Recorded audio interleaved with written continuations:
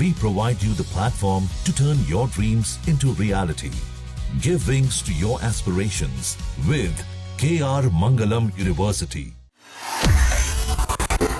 मैं ये कहना चाहूँगी कि कल जो हुआ वो लोकतंत्र के लिए एक बहुत बहुत बड़ी जीत रही। जो सरकार की साजिश थी संघीय ढांचे को बदलने की, लोकतंत्र को कमज़ोर करने की, उसको हराया गया, उसको रोका गया।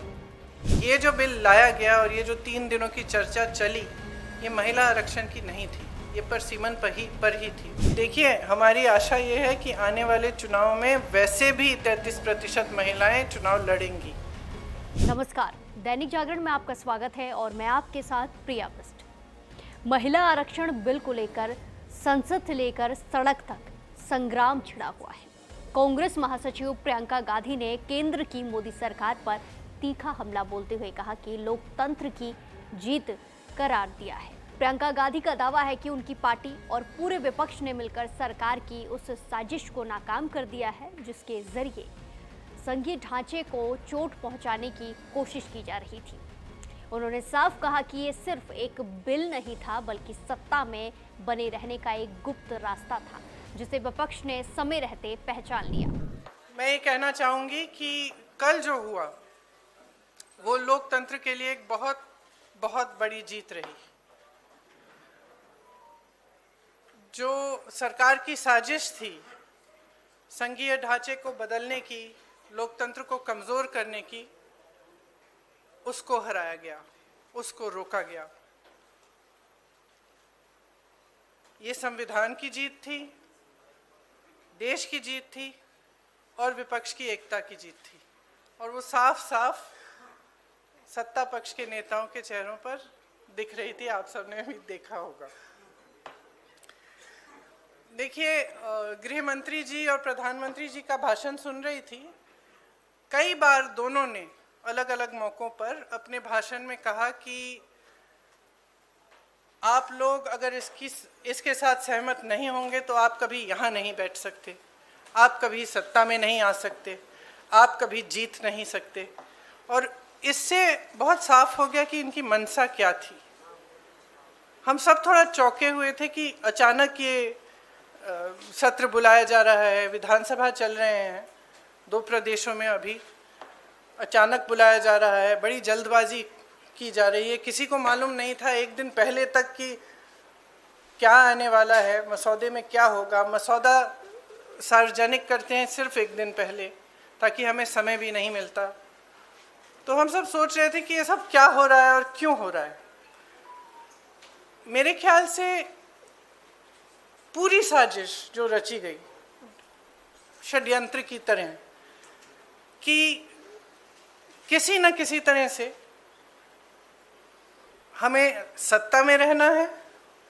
अगर अभी नहीं किया जाएगा तो 2029 तक जो ये करना चाह रहे हैं परसिमन 2011 के जनगणना के आधार पर, वो नहीं ख़त्म हो पाएगा।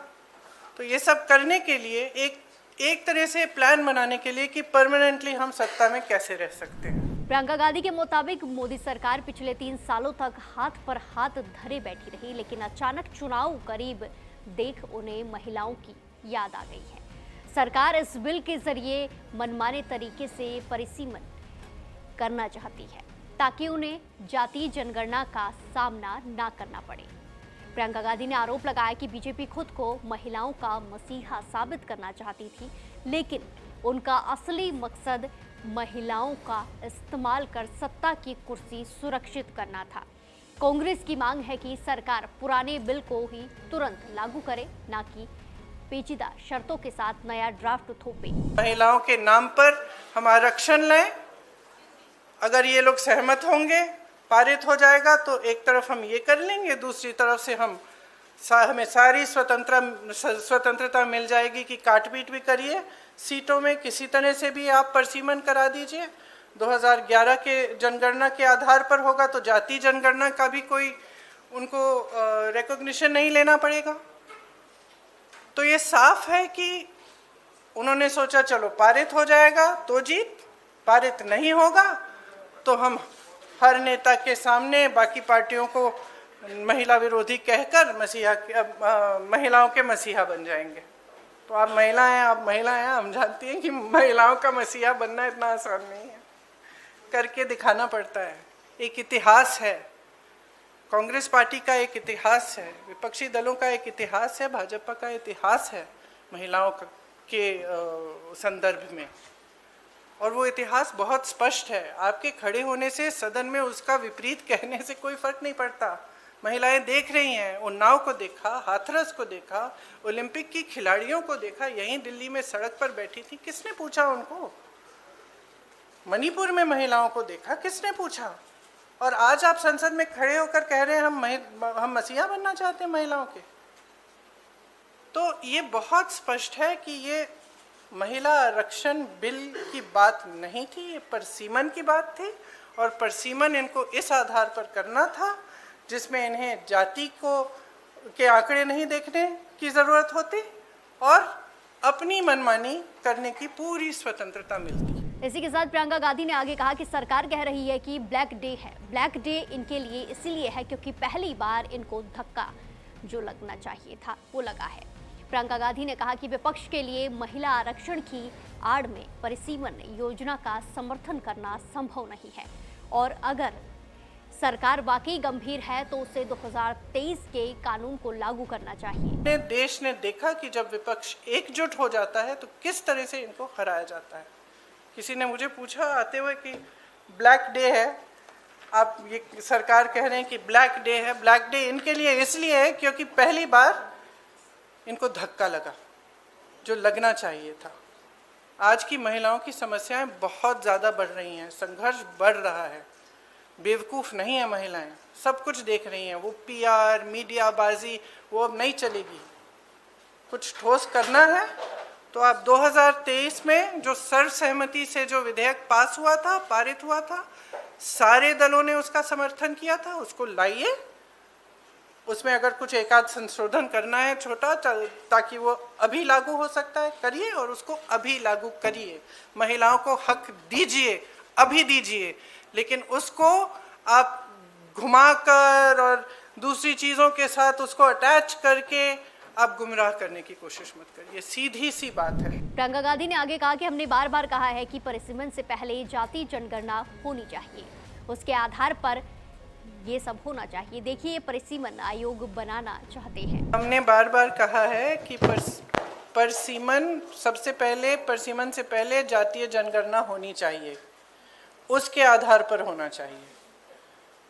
देखिए, ये परिसीमन आयोग बनाना चाहते हैं जिसमें ये 3 जने अपने लगाएंगे, जैसे इन्होंने बाकी सारे आयोग बनाए हैं और सबको कैप्चर किया है।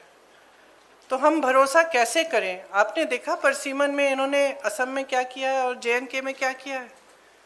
विपक्षी दलों के नेताओं की सीटों का विभाजन, अपनी मनमानी से काट-पीट।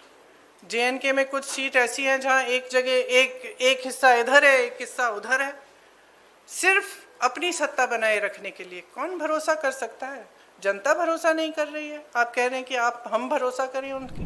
इस पूरे घटनाक्रम में सबसे खास बात रही विपक्ष की एकजुटता। प्रियंका गांधी ने कहा कि कल की जीत संविधान और देश की जीत है। उन्होंने गृह मंत्री और प्रधानमंत्री नरेंद्र मोदी के भाषणों का हवाला देते हुए कहा कि सरकार ने विपक्ष को डराने की कोशिश की थी।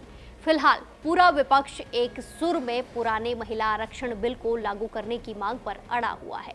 प्रियंका गांधी ने केंद्र की सरकार पर कई आरोप लगाए और प्रेस कॉन्फ्रेंस कर कई सारी बातें रखी हैं।